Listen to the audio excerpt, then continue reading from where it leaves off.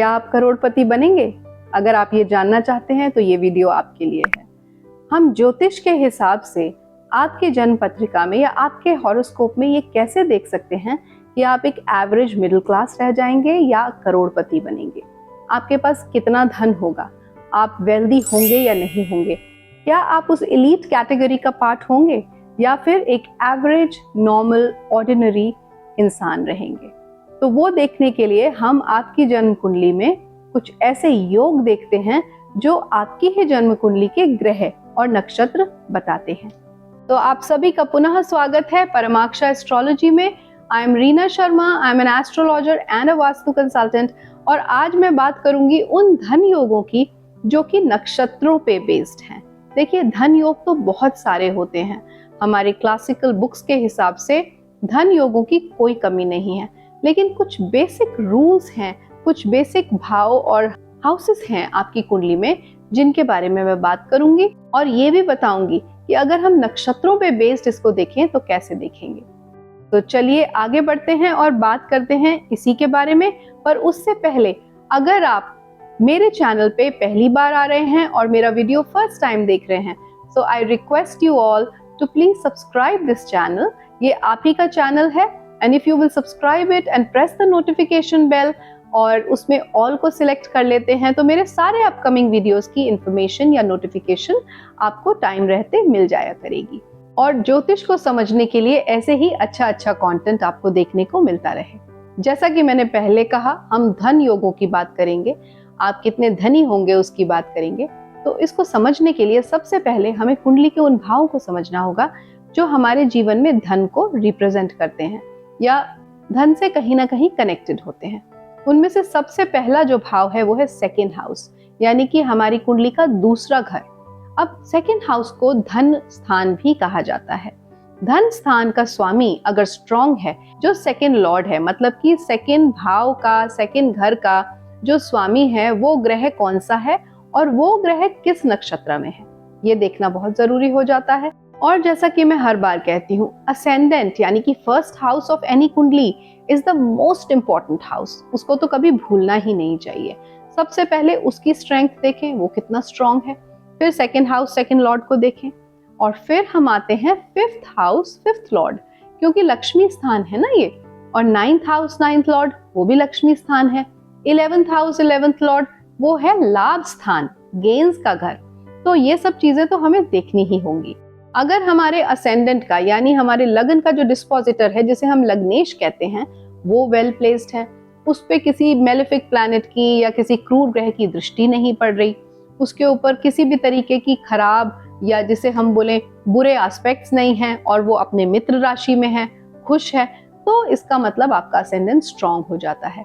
फिर second Lord से उसका कनेक्शन देखते हैं।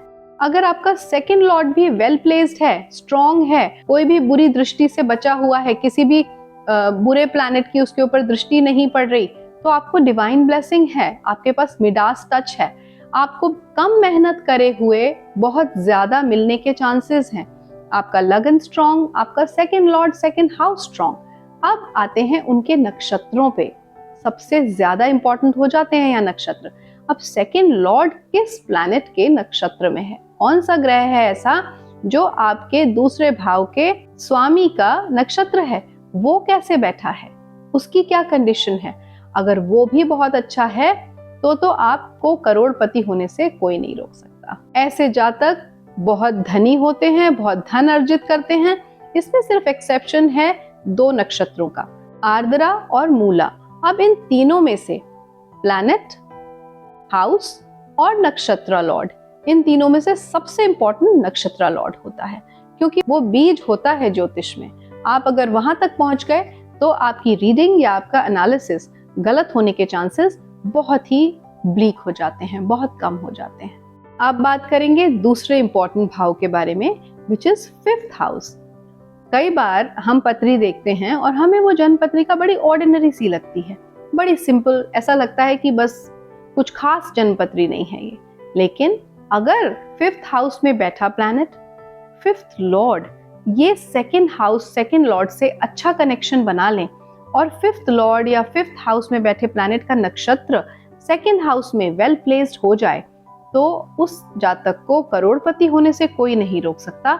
वो जातक अपनी एजुकेशन और अपनी मेहनत के बल पे करोड़पति बनेगा और बहुत धन अर्जित करेगा, क्योंकि 5th हाउस सडन गेन्स का भी है। 5th हाउस आपके पास जन्म के कर्मों का भी है, स्पेकुलेशन का है, आपकी क्रिएटिव स्किल्स का है, आपके इंटरेस्ट्स का है, आपके सेल्फ क्रिएटेड एक्शंस का है, आपकी मोटिवेशन का है। तो अगर 5th Lord 5th house strong है और 2nd हाउस से अच्छा स्ट्रांग कनेक्शन बना लेता है, उसका नक्षत्र कनेक्शन बना लेता है, it's a wonderful yoga. Then we talk about the 9th house. Similarly 9th house में भी हम देखेंगे 9th लॉर्ड कौन है, वो उसका नक्षत्र कौन है, 9th हाउस की क्या कंडीशन है, वो बुरी तरह एस्पेक्टेड तो नहीं है, क्या उसे मेलेफिक एस्पेक्ट या मेलेफिक दृष्टियां तो नहीं जा रही।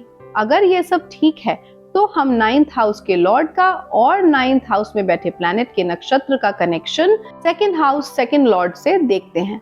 2nd हाउस में बैठे प्लैनेट के नक्षत्र के साथ क्या कनेक्शन है वो देखते हैं। अगर वो सब बहुत बढ़िया है, उसमें कोई मेलेफिसिटी नहीं है, अगेन आप धन अर्जित करेंगे अपनी मेहनत से, और वो धन हो सकता है कि फॉरेन कंट्री से हो या किसी ऐसी जगह से हो जो आपके नेटिव लैंड से दूर है, क्योंकि 9th house further advanced higher education तो दिखाता ही है, उसके साथ साथ वो लॉन्ग जर्नीज भी दिखाता है, मतलब अपने घर से दूरी। तो हो सकता है आपको थोड़ा अपने नेटिव लैंड से, अपने घर से दूर जाना पड़े, मगर आप धन बहुत अर्जित करेंगे। आपको जब मैं कनेक्शन की बात करती हूँ, संबंध की बात करती हूँ दो प्लैनेट्स के या प्लैनेट्स के नक्षत्रों की, तो here I am talking about the conjunction. क्या वो एक साथ बैठे हैं किसी भाव में, सेकंड हाउस में क्या वो एक साथ बैठे हैं, क्या वो युति में हैं, क्या उनके ऊपर एक दूसरे के म्यूचुअल एस्पेक्ट्स या म्यूचुअल दृष्टियां पड़ रही हैं। ये सब चीजों से वो एक साथ हो जाते हैं और उनके रिजल्ट्स एक साथ माने जाते हैं। अगर 5th house, ascendant, 2nd house, 9th house, इनमें जो ग्रह बैठे हैं उनके साथ कोई और भी ग्रह बैठा है जिसका संबंध 2nd लॉर्ड 2nd हाउस से नहीं बन रहा, तो हम इसे एक पार्शियल धन योग बोलेंगे। अगर वो कंप्लीटली बन रहा है, मतलब कि वहां सिर्फ सिंगल प्लैनेट है या कोई भी प्लैनेट नहीं है, फिर उन लॉर्ड्स का, उनके डिस्पोजिटर्स का या उनमें बैठे हुए ग्रहों का संबंध बन रहा है, तो वो एक कंप्लीट धन योगा होता है। देखिए, धन योग बहुत सारे हैं, बट सभी के बारे में बात करना एक छोटे से वीडियो में थोड़ा मुश्किल हो जाता है, तो इसलिए इस वीडियो को मैं यहीं समाप्त करना चाहूंगी और रिक्वेस्ट करना चाहूंगी उन व्यूअर्स से जो पहली बार मेरा वीडियो देख रहे हैं, अगर आपको ये वीडियो अच्छा लगा है, यूजफुल लगा है और आपको लगा है कि ज्योतिष से रिलेटेड ऐसा कंटेंट आपको आगे भी देखना है, तो please subscribe this channel and also press the notification bell and select all in that. तो जब जब भी मैं वीडियो अपलोड करूंगी आपको नोटिफिकेशन जरूर आएगा। और अगर आपकी कुंडली में कोई धन योग नहीं है तो भी आप निराश ना हो, क्योंकि जैसा कि मैंने कहा कि बहुत सारे और भी योग हैं जिनके बारे में मैंने इस वीडियो में बात नहीं करी है। सो get it checked by a genuine astrologer in your neighbourhood और पता कीजिए कि आपकी जन्म पत्रिका में धन योग है या नहीं, और अगर है और आप इसके बारे में जानते हैं तो please mention this in the comment section. अगर आप किसी और टॉपिक पे वीडियो चाहते हैं तो प्लीज कमेंट सेक्शन में लिखिएगा। Thank you for watching this video. See you next time very soon. नमस्कार।